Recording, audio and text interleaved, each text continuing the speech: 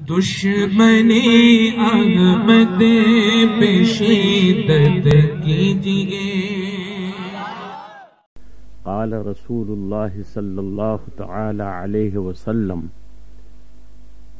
تحروا لیلۃ القدر فی الوتر من العشر الاواخر من رمضان، رواہ البخاری والمسلم۔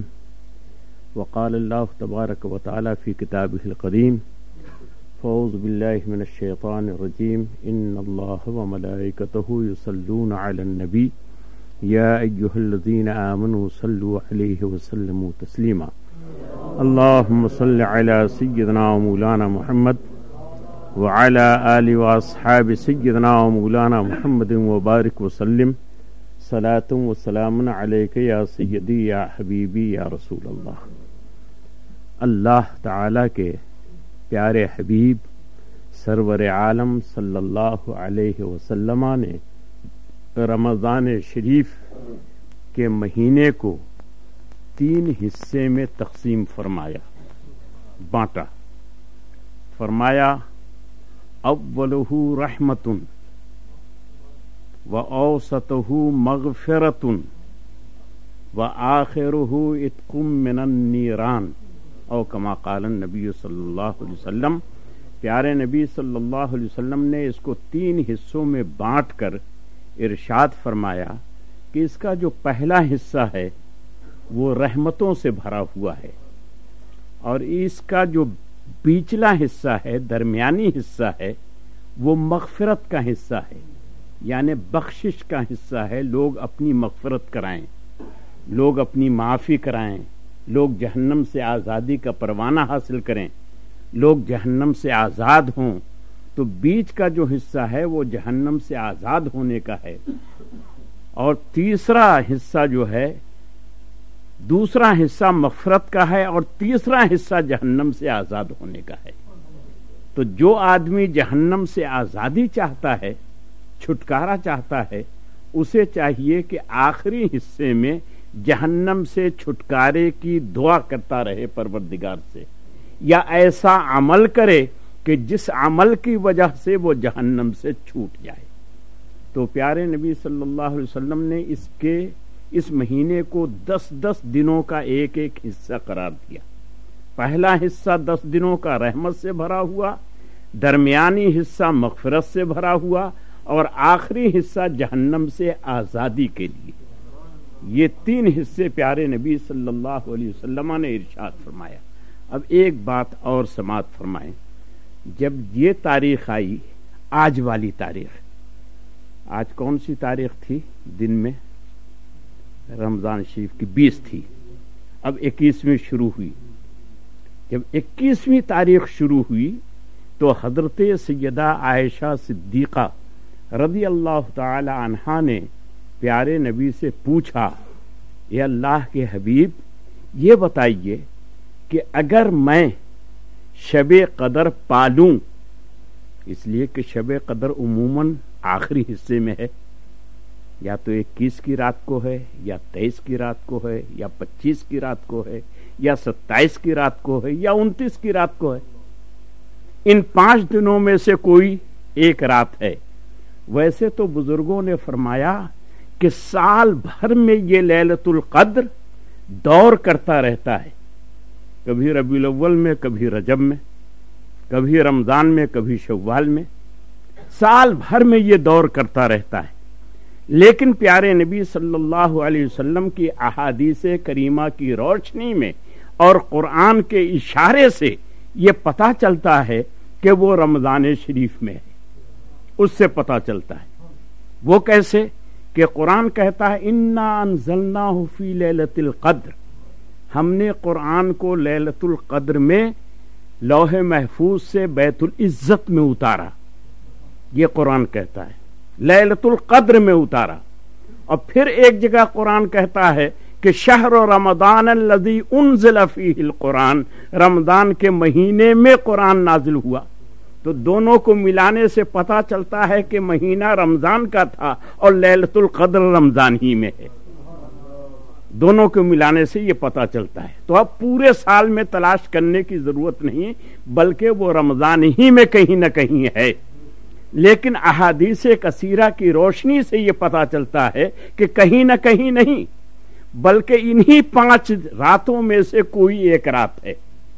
21वीं, 23वीं, 25वीं, 27वीं और 29वीं रातों में से कोई एक रात है जो लैलतुल कद्र है।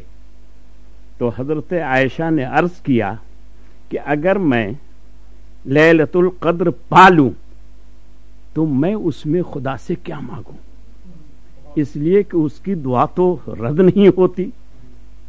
लैलतुल कद्र की दुआ खुदा के यहां मकबूल है, शर्फ कबूल से मुशर्रफ होती है वो दुआ।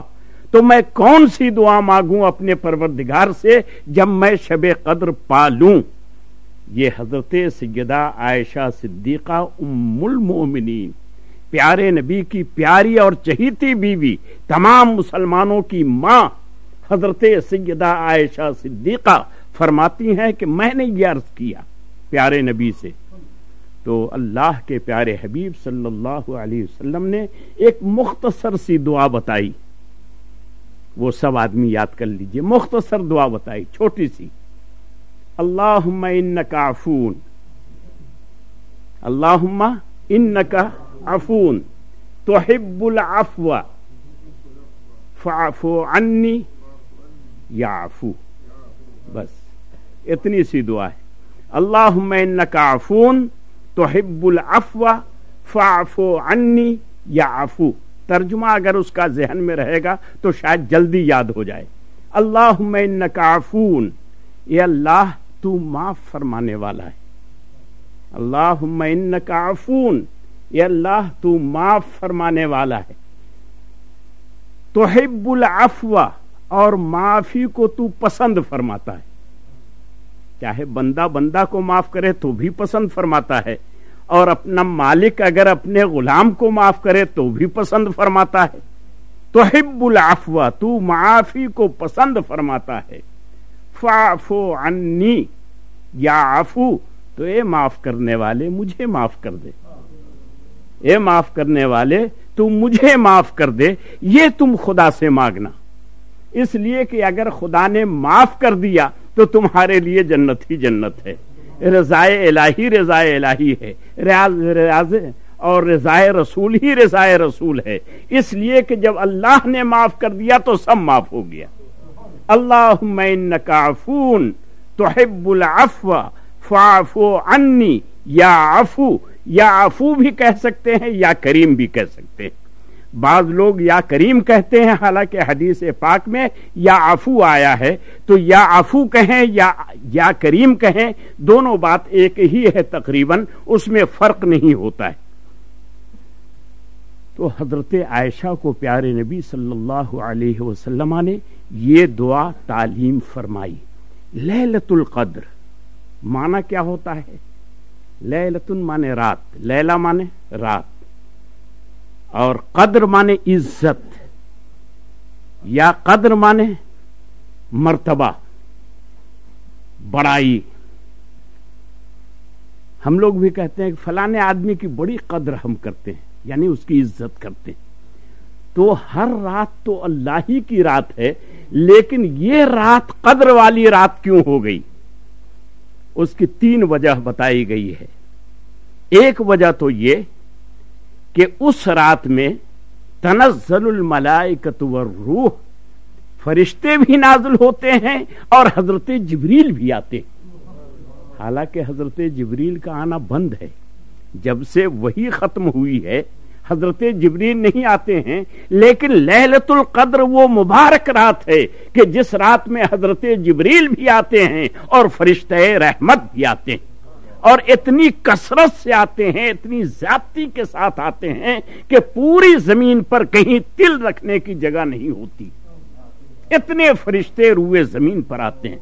जब इतने फरिश्ते रूए जमीन पर आ गए तो कद्र वाली रात हो गई, इज्जत वाली रात हो गई। दिल जमीन वालों के लिए रात जमीन में हुई है, तो जमीन वालों के लिए ये कद्र की रात हो गई, इज्जत की रात हो गई। और दूसरी वजह यह है کہ جو لوگ اس رات میں عبادت کرتے رہتے ہیں، اللہ کی تسبیح پڑھتے رہتے ہیں، قرآن کی تلاوت کرتے رہتے ہیں، تو حضرت جبریل امین علیہ الصلاۃ والسلام اس سے معانقہ کرتے ہیں، گلے ملتے ہیں، گلے ملتے ہیں۔ جب حضرت جبریل گلے ملتے ہیں تو پھر اس کی عبادت مقبول ہو جاتی، اللہ تعالیٰ اس پہ خاص رحمت فرماتا ہے، اس لیے وہ رات لیلۃ القدر ہے، عزت والی رات ہے۔ اور تیسری جو سب سے بڑی وجہ ہے وہ وجہ یہ ہے کہ اس رات میں اللہ تعالیٰ نے پورے قرآن پاک کو لوح محفوظ سے بیت العزت میں اتارا، عزت والے گھر میں اتارا۔ تو جس رات میں عزت والے گھر میں قرآن آیا اس رات کا نام ہی لیلۃ القدر، عزت والی رات رکھ دیا، اس رات کا نام عزت والی رات رکھ دیا گیا۔ تو یہ سب وجہیں ہیں اس کی۔ پیارے نبی صلی اللہ علیہ وسلم کے ایک حدیث پاک میں نے آپ کے سامنے پیش کی۔ حضرت سیدہ عائشہ صدیقہ رضی اللہ تعالی عنہا فرماتی ہیں، قال رسول اللہ صلی اللہ علیہ وسلم، پیارے نبی نے ارشاد فرمایا، تحروا لیلۃ القدر فی الوتر من العشر الاواخر من رمضان۔ اے میری امتیو، تم لیلۃ القدر کو تلاش کرو رمضان شریف کے آخری عشرے کی طاق راتوں میں۔